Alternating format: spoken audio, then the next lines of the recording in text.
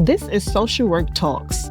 I am your host, Makiba Royal, licensed clinical social worker and senior practice associate for behavioral health. In today's episode, we will discuss what every social worker must know about motherhood, stress, alcohol use, and practical ways to help. Joining us today is Kelly Kitley, a licensed clinical social worker with 25 years of experience in the field. She is a sought-after national mental health media expert and author who has appeared in hundreds of publications, podcasts, live news, and radio. She is known in the media as America's social worker. Kitley is the author of Myself, an Amazon bestseller, a TEDx speaker, I Show My Scars So Others Know They Can Heal, and producer of a short film, Gray Area, adapted from her book, and it won 12 awards for social change. Kelly has an eclectic array of experience using a holistic approach. Her areas of expertise include anxiety and depression, PTSD, obsessive compulsive disorder, enhancing relationships with couples, and using cognitive behavioral therapy. Kelly also works with patients in longer-term treatment to work through trauma, including rape and sexual abuse, eating disorders, substance use, loss, and phase-of-life issues. She's an action-oriented therapist who believes the therapeutic process is a partnership and works with clients to define and ultimately achieve their goals. She uses positive psychology and coaching to help people be the best versions of themselves. Kelly, thank you for joining us. Makiba, it's so great to be here. Thank you. Yeah, so let's jump right into this now. We've heard about your professional background. What inspired you to become a social worker? I knew at a very young age that I wanted to be a social worker because of my experience as a client and a social worker who advocated for me in times of deep despair through my parents' divorce and growing up in an alcohol abusive family dynamic and lived above the bar that my parents owned. Wow. So it sounds like there's a lot of history that brought you to this work. In today's episode, as I mentioned, we are discussing motherhood, stress, and alcohol. What can you tell us about them and how are they related? Sure. So transitioning into motherhood can be one of the best gifts, and it can also be one of the most stressful times in a woman's life. And the correlation with being a mom and maybe having increased anxiety, trying to manage potentially working, whether you're with a partner or without a partner, the demands of a career, taking care of yourself, and managing a household. Oftentimes, alcohol is something that is very socially acceptable and is a quick fix to take the edge off. And in my personal and professional life, I recognize that there is an increase in alcohol use for women and especially young mothers, and an increase that happened as a result of the pandemic as well, and starting to see some of the negative impact that is having in families. It is something that's probably not talked about enough, the stress that comes with motherhood and, how alcohol can be something to help relieve some of that stress for people.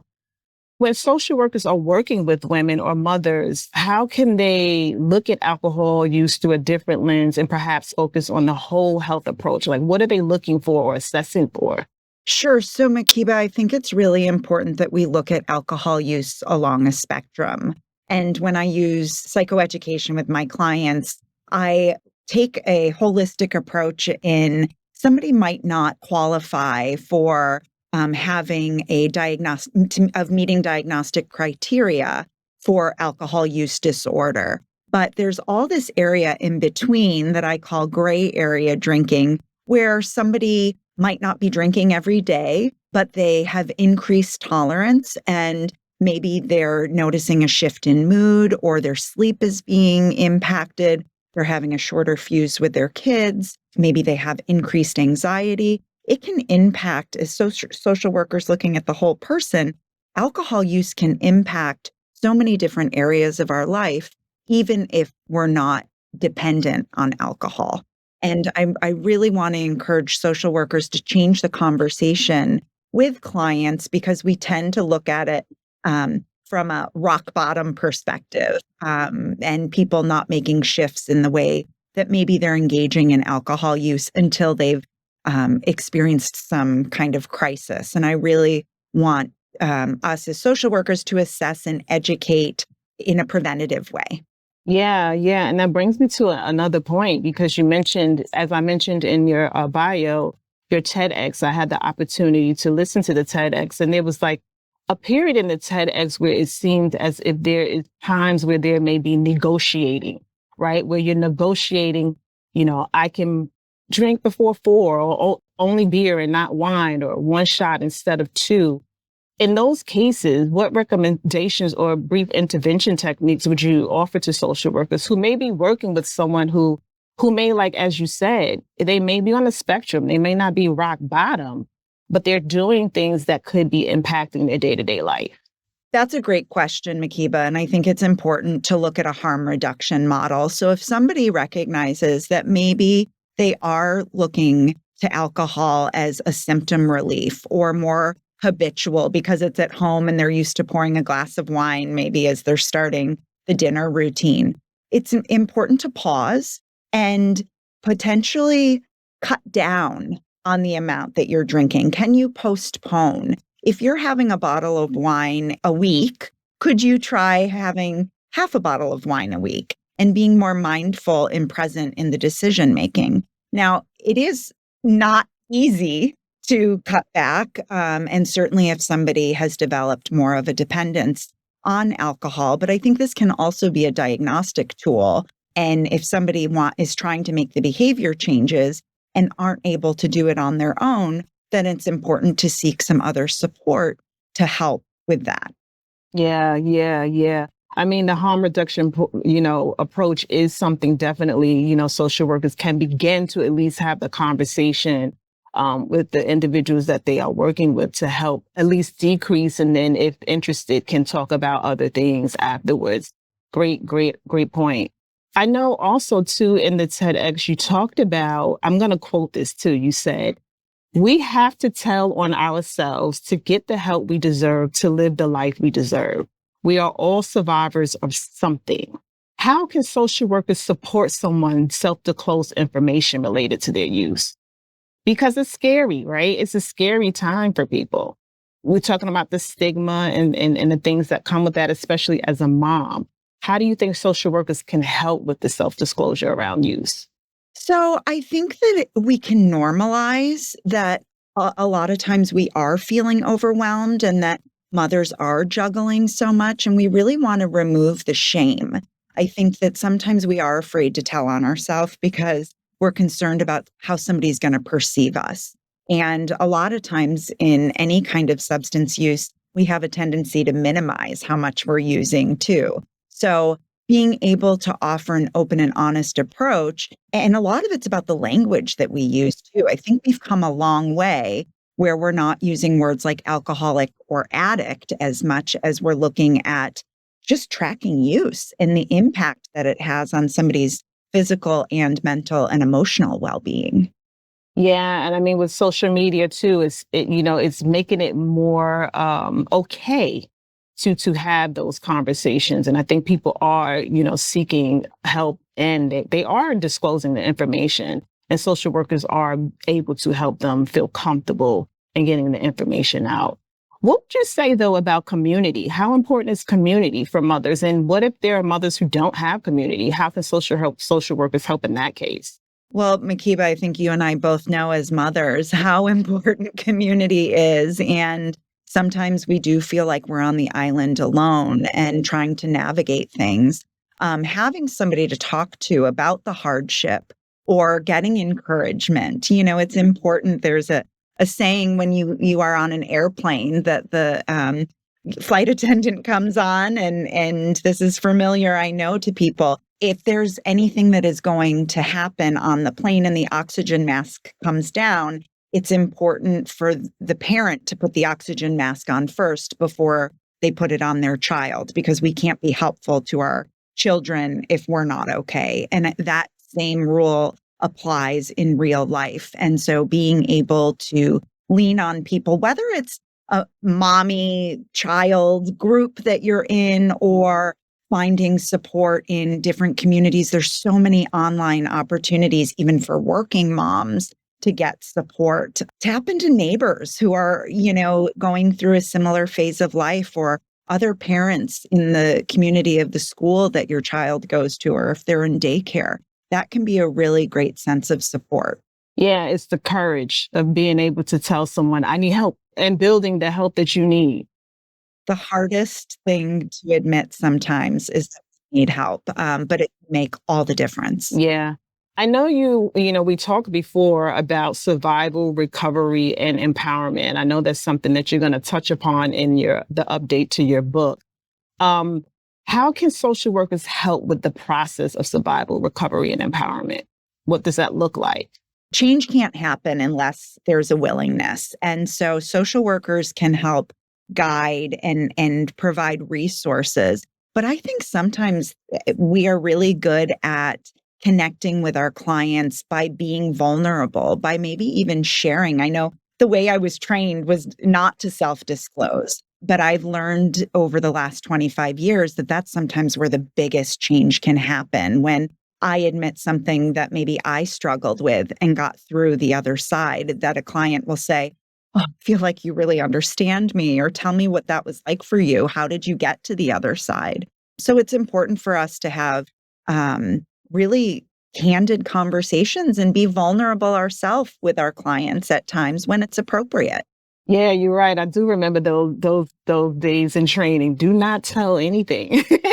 But they also would say too, it's a place for the self-disclosure. So ask yourself why you're doing the self-disclosure and what could benefit from, how can a client benefit from that as well?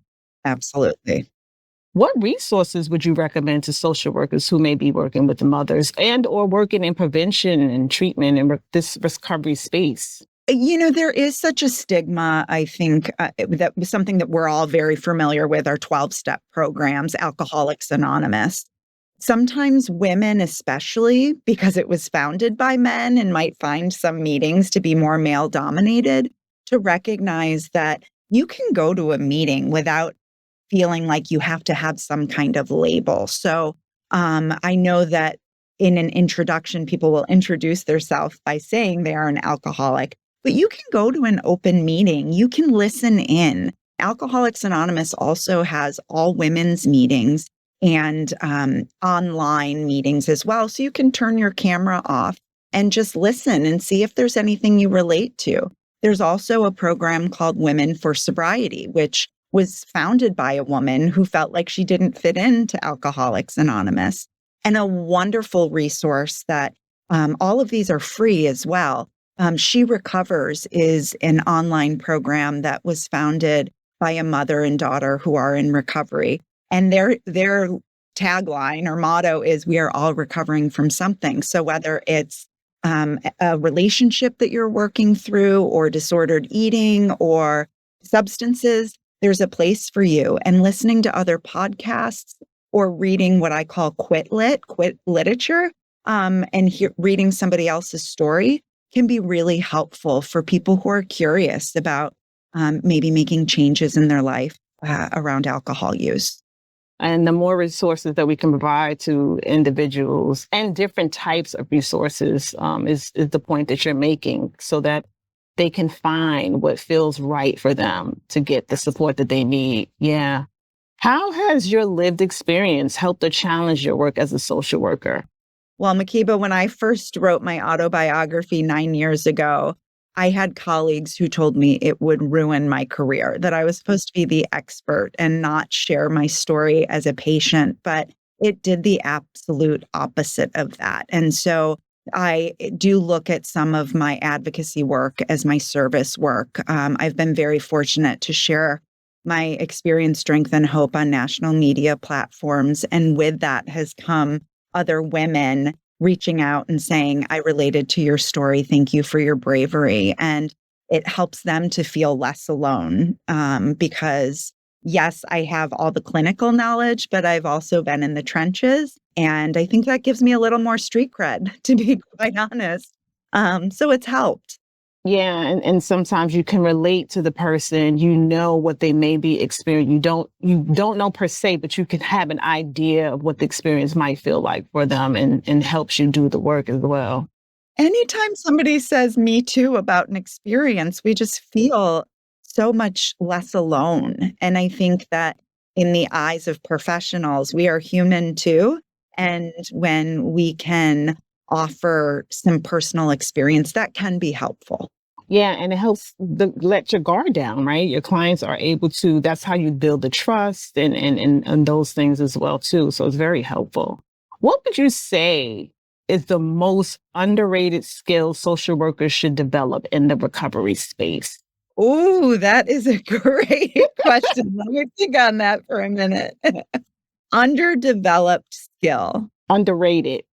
Underrated. Excuse Underrated. me. There we Yes. go. There we Yes. go.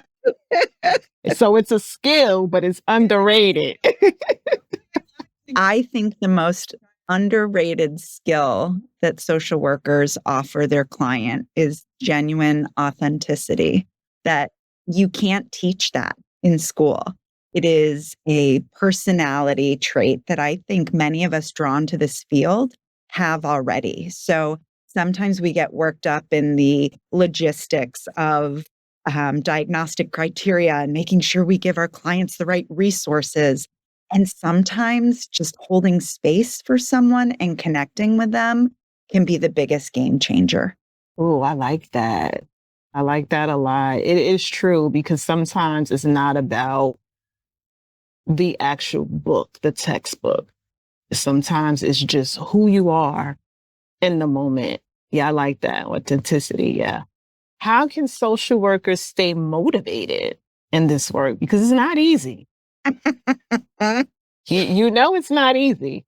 It is not easy. And just as I was talking about moms needing to take care of themselves and put their oxygen mask on first, we are not here to rescue people. We are not saviors. You know, that we are human beings too. And self care is so important. And I personally practice what I preach. And if I'm not moving my body and I'm not meditating or praying or connecting on a deeper level with somebody else, I don't feel I'm doing as good of a job in my work with my clients. A lot of us are really overwhelmed, having large caseloads, working in crisis, and it is a really high burnout rate. But we can, I think social workers are really good at saying yes a lot, that it's okay to pause and say no, and putting the boundaries in place. The work is always going to be there, and we can't be helpful to somebody else if we're not taking care of ourselves. Yeah, it's so true. We have to take self-care and make it a priority. I know we talked about mothers, I kind of want to go back. How can we also like pull in the partner if there is a partner? What can social workers do to get that support? Because sometimes there's a partner there, they may not feel like there's support, or there may not be a partner there, so they may have to lean on extended family. How can we use those individuals to help mothers as well during this time period? Sure. So it's a systems issue, right? It's family and being able to get support and education, whether it is attending a doctor's appointment with a new mom who is going in for a checkup. A lot of OBGYNs, I know it ranges state by state, but we'll do a check in on the mother's health. And certainly, partners are welcome to those appointments. Um, Al Anon is a 12-step program that can be really helpful for people who do have substance abuse issues. Their partners can attend in learning and getting support about how to support their partner. But specifically in terms of mothers, I think we need to look at having open dialogue on both sides, that our partner doesn't necessarily know that something's going wrong if we're not articulating it. And this kind of goes back to that shame we sometimes feel. I don't want to tell my partner because I don't want them to think that I'm doing a bad job or that I'm struggling. But oftentimes women will mask it or, internalize it.